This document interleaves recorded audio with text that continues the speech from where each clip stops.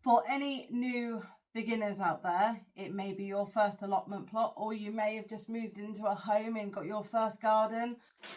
I am going to bring you 5 of my top tips as a new gardener. So I say gardener as in not just your garden. If you are a new allotment plot holder, it's your first plot and you're not sure where to start, as one who has been doing it for 19 months, who's made lots of mistakes and also had many triumphs, I'm going to give you my 5 top tips. Start collecting seeds. In your second year of growing, you will have become so much more confident and you'll understand how important flowers are with vegetables. It's not just about what you eat, it's about what you can smell, what keeps the pests away, what helps the pollinators. It's all a cycle. My second top tip is studying. Study everything you can, and that's not just watching YouTube videos or going on TikTok. That is also grabbing yourself some magazines, going to the local library, grabbing yourself some reading material. If you are someone who maybe hasn't got the money to be going out buying all the top Monty Don books in, no dig books in, all those kind of things, get yourself down to your local charity shop, because charity shops have so many gardening books. I have picked up so many.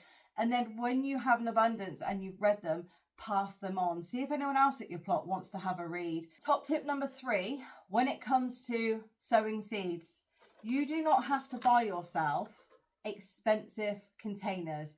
You can use toilet roll holders, cardboard.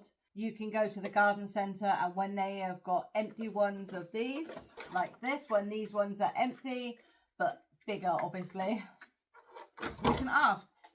Just ask. Supermarkets especially are very happy for you to take empty containers, empty trays, anything like that. Anything that's plastic that you can use as a tray, you can keep all of those. And then maybe when you get a little bit more experience or have some cash, you can buy more expensive ones with lids where you can propagate them with little vents and things like that. But you don't have to go out and buy really expensive equipment. Go to the charity shops. They have lots of gardener's tools in there. You can grab yourself some old gardening clothes from there. You don't have to ruin your nice clothes. You can go to the charity shop and pick up bits and pieces to wear in, even like old boots and things like that. And wellies are all at the charity shops. You don't have to go and buy expensive things. Save your money for what you will really need, which is compost.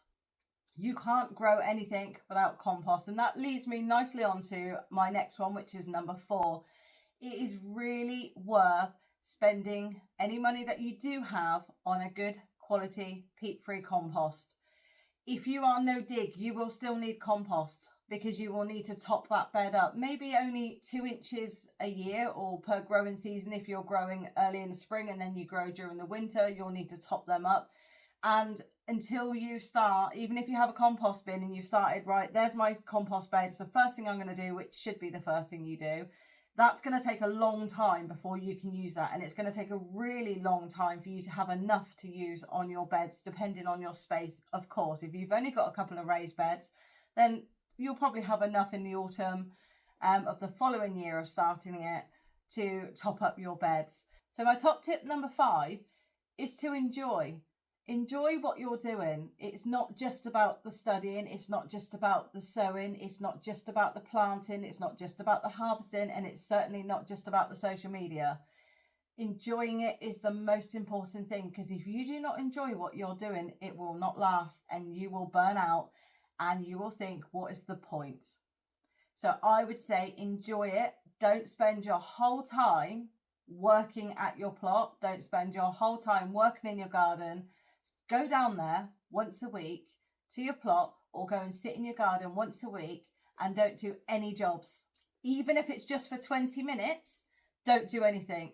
Sit down, look at what you're doing. Sit down and think about all of the positives. Sit down, I built that. Oh, I filled that one up.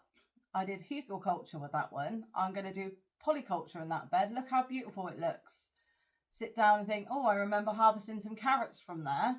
And it will bring you joy. And when you have joy at your plot or in your garden, That is what makes you keep going. Think about what you did. Have a look at your phone, scroll through, have a look to see the photos you've taken, because you will take lots of photos, I can guarantee it. And think, oh, I forgot about that. Oh, weren't those flowers beautiful that I grew? Remember the good times, not just the bad times. Remember when you brought somebody onto your plot or had guests over in your garden and they were admiring what you did. It's really joyful to be able to do that. So my top tip number 5, and probably the most important one, is to enjoy what you are doing.